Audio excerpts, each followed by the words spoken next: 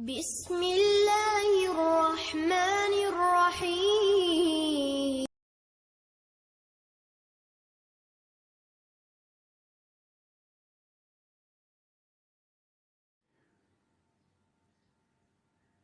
البقرہ آیت نمبر 207۔ اللہ کے فضل و کرم سے تلاوت کرتی ہوں۔ اعوذ باللہ من الشیطان الرجیم، بسم اللہ الرحمن الرحیم۔ وَمِنَ النَّاسِ مَن يَشْرِي نَفْسَهُ ابْتِغَاءَ مَرْضَاتِ اللَّهِ وَاللَّهُ رَءُوفٌ بِالْعِبَادِ۔ وَمِنَ النَّاسِ، اور لوگوں میں سے کوئی ہے، یعنی ایسے بھی لوگ ہیں، مَن یشری، جو بیچتا ہے، نفسہ، اپنے نفس کو، ابتغاء، چاہنے کے لیے، مرضاتی، رضا، اللہ ہی اللہ کی، واللہ، اور اللہ، رؤوف، بہت شفیق ہے، بالعباد، اپنے بندوں پر۔ تو اللہ سبحانہ و تعالیٰ فرماتے ہیں کہ اور بعض لوگ وہ بھی ہیں کہ اللہ تعالیٰ کی رضامندی کی طلب میں اپنی جان تک بیچ ڈالتے ہیں، اور اللہ تعالیٰ اپنے بندوں پر بڑی شفقت کرنے والا ہے۔ اب دیکھیں اس آیت میں طالبان رضائے الہی کا حال کیا ہے، یعنی ایسے لوگ جو صرف اللہ کی رضا چاہتے ہیں۔ کچھ لوگ ایسے بھی ہیں جو اللہ کی رضا جوئی کے لیے اپنی جان دے دیتے ہیں، اور اللہ اپنے بندوں پر بڑی شفقت رکھتا ہے۔ حقیقت یہ ہے کہ صحیح معنوں میں قوم کے رہنما یہ لوگ ہیں جو اعمال کی صورت کے ساتھ مقاصد کو بھی پیش نظر رکھتے ہیں۔ خداوند قدوس کی رضا طلبی ان کی غایت الغایات ہوتی ہے۔ انہیں اپنی مرضی سے اب کوئی سیٹ حاصل کرنا نہیں ہوتی، انہیں کسی مرضی سے اپنا عہدہ یا کسی ملک میں نہیں رہنا، وہ صرف اللہ کی رضا کو دیکھتے ہیں۔ اگر آج انہیں مدینہ میں جمع کیا گیا ہے تو کل خلیفہ اسلام کے حکم پر فلسطین بھی جا سکتے ہیں، اور وہاں سے ان کو اگر چین کا حکم ملتا ہے تو وہ اڑ کر پہنچنے میں کبھی دیر لگانے والے نہیں۔ قربانی کا جذبہ کامل طور پر ان میں پیدا ہو چکا ہے۔ اللہ اپنی رحمت سے ان کی کوششوں کو ضائع نہیں کرے گا۔ ایسے لوگوں کے متعلق اللہ سبحانہ و تعالیٰ قرآن میں سورہ نساء میں فرماتے ہیں، فَلْيُقَاتِلْ فِي سَبِيلِ اللَّهِ الَّذِينَ يَشْرُونَ الْحَيَاةَ الدُّنْيَا بِالْآخِرَةِ وَمَن يُقَاتِلْ فِي سَبِيلِ اللَّهِ فَيَقْتُلْ أَوْ يَغْلِبْ فَسَوْفَ۔ فرمایا جا رہا ہے کہ جو لوگ آخرت کے بارے میں دنیا کی زندگی فروخت کر چکے، انہیں چاہیے کہ اللہ کی راہ میں جنگ کریں، اور جو کوئی اللہ کی راہ میں جنگ کرتا ہے تو خواہ قتل ہو جائے خواہ غالب آئے، ہم اسے بڑا اجر عطا فرمائیں گے۔ پھر ایک اور جگہ اللہ سبحانہ و تعالیٰ سورہ توبہ میں فرماتے ہیں، ان اللہ اشتری من المؤمنین انفسہم۔ آگے تک یہ آیت ہے جس کا ترجمہ ہے کہ بلا شبہ اللہ نے مومنوں سے ان کی جانیں بھی خرید لی اور ان کا مال بھی، اور اس قیمت پر خرید لیا کہ ان کے لیے بہشت ہے، وہ اللہ کی راہ میں جنگ کرتے ہیں، پس مارتے بھی ہیں اور مرتے بھی ہیں۔ یہ وعدہ اللہ کے ذمہ ہو چکا۔ تورات، انجیل، قرآن میں اس کا اعلان ہے، اور اللہ سے بڑھ کر کون ہے جو اپنا عہد پورا کرنے والا ہو؟ بس اپنے اس سودے پر جو تم نے اللہ سے چکایا خوشیاں مناؤ، اور یہی ہے جو بڑی سے بڑی فیروز مندی ہے۔ اللہ اکبر۔ اس آیت کریمہ نے حب ایمانی کو، حقیقت کو کیسے لفظوں میں واضح کر دیا۔ حب ایمانی کی حقیقت کو اس آیت نے کیسے واضح کر دیا۔ فرمایا جو لوگ اللہ پر ایمان لائے تو ایمان کا معاملہ یوں سمجھو کہ انہوں نے اپنا سب کچھ اللہ کے ہاتھ بیچ دیا، جان بھی اور مال بھی۔ اب ان کی کوئی چیز ان کی نہیں، اور اس کی سچائی کی ہو گئی، یعنی اللہ کی سچائی کی ہو گئی۔ اور پھر اللہ کی طرف سے اس کے معاوضہ میں کیا ہوا؟ یہ ہوا کہ نعیم ابدی کی کامرانیاں، یعنی جنت کی کامرانیاں انہیں عطا فرمائیں۔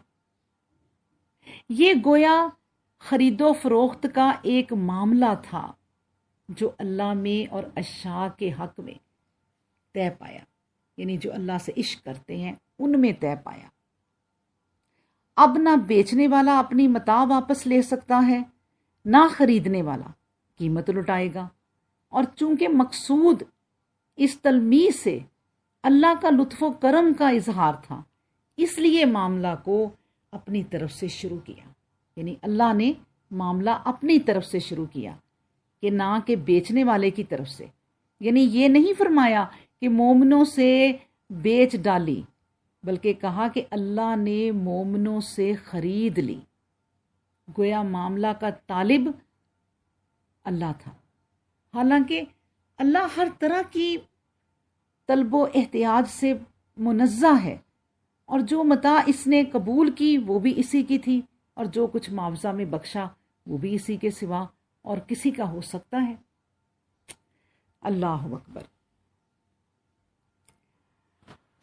اب دیکھیں کہ منافقوں کی مذموم خصلتیں بیان فرما کر اللہ تعالیٰ نے مومنوں کی تعریفیں کی ہیں۔ اچھا، میں آپ کو یہ بھی بتا دوں کہ یہ آیت جو میں نے آپ کے سامنے اب رکھی ہے، یہ آیت حضرت صہیب بن سنان رومی رضی اللہ تعالیٰ عنہ کے حق میں نازل ہوئی۔ کیا ہوا تھا کہ یہ مکہ میں مسلمان ہوئے تھے۔ جب مدینہ کی طرف ہجرت کرنا چاہی تو کافروں نے ان سے کہا کہ ہم تمہیں مال لے کر نہیں جانے دیں گے، اگر تم مال چھوڑ کر جانا چاہتے ہو تو تمہیں اختیار ہے۔ آپ نے یعنی ان صحابی نے سب مال چھوڑ دیا، اور کفار نے اس پر قبضہ کر لیا اور آپ نے ہجرت کر لی۔ اس پر یہ آیت اتری۔ اچھا، حضرت عمر بن خطاب رضی اللہ عنہما اور صحابہ کرام کی ایک بڑی جماعت آپ کے استقبال کے لیے ہیرا تک آئی اور مبارکبادیاں دی کہ آپ نے بڑا اچھا بیپار کیا، بڑے نفع کی تجارت کی۔ اب اس صحابی نے یعنی حضرت صہیب بن سنان نے سن کر فرمانے لگے کہ اللہ تعالیٰ آپ کی تجارتوں کو بھی نقصان والی نہ کرے، آخر بتاؤ تو صحیح کہ یہ مبارکبادیاں کیا ہیں؟ ان بزرگوں نے فرمایا کہ آپ کے بارے میں نبی کریم صلی اللہ علیہ وآلہ وسلم پر یہ آیت نازل ہوئی۔ جب نبی کریم صلی اللہ علیہ وآلہ وسلم کے پاس پہنچے تو آپ نے بھی یہی خوشخبری سنائی۔ قریش نے ان سے کہا کہ جب آپ مکہ آئے تو تمہارے پاس مال نہ تھا، یہ سب مال یہی کمایا، اب اس مال کو لے کر ہم جانے نہ دیں گے۔ چنانچہ آپ نے مال کو چھوڑا اور دین لے کر خدمت رسول صلی اللہ علیہ وآلہ وسلم میں حاضر ہو گئے۔ اچھا، یہی روایت ایک اور طریقے سے بھی میں آپ کو سناتی ہوں، حدیث میں ہے کہ ایک روایت میں یہ اس طرح ہے کہ جب آپ ہجرت کے ارادے سے نکلے اور کفار مکہ کو علم ہوا تو سب نے ان کو گھیر لیا۔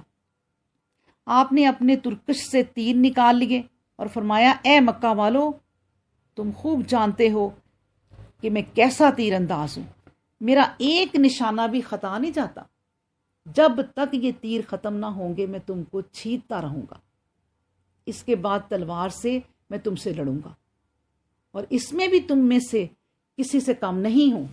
جب تلوار کے بھی ٹکڑے ہو جائیں گے پھر تم میرے پاس آ سکتے ہو، پھر جو چاہو کر لو، اگر یہ تمہیں منظور ہے تو بسم اللہ، ورنہ سنو میں تمہیں اپنا تمام مال دے دیتا ہوں، یہ سب لے لو اور مجھے جانے دو۔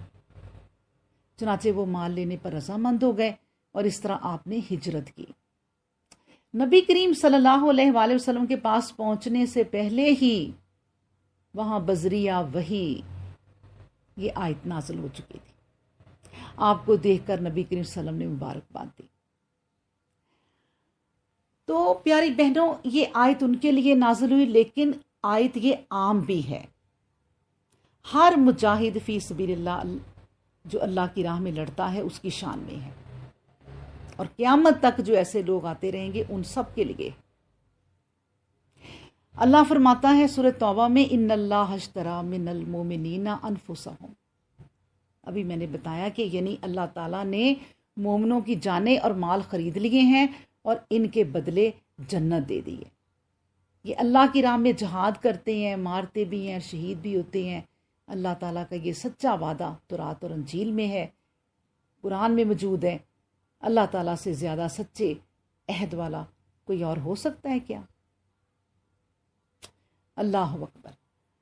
یعنی اللہ سبحانہ و تعالیٰ فرماتے ہیں کہ تم اے ایماندارو اس خرید و فروخت اور عدلے بدلے سے خوش ہو جاؤ، یہی بڑی کامیابی۔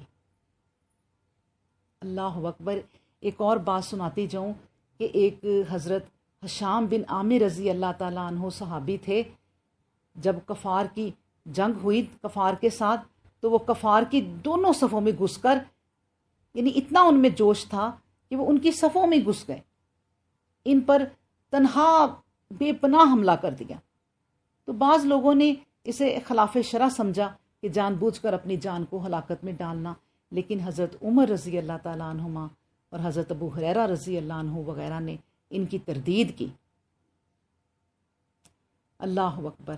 اور ایسے ہی لوگوں کے لیے یہ آیات ہیں جو اللہ تعالیٰ نے اتاری۔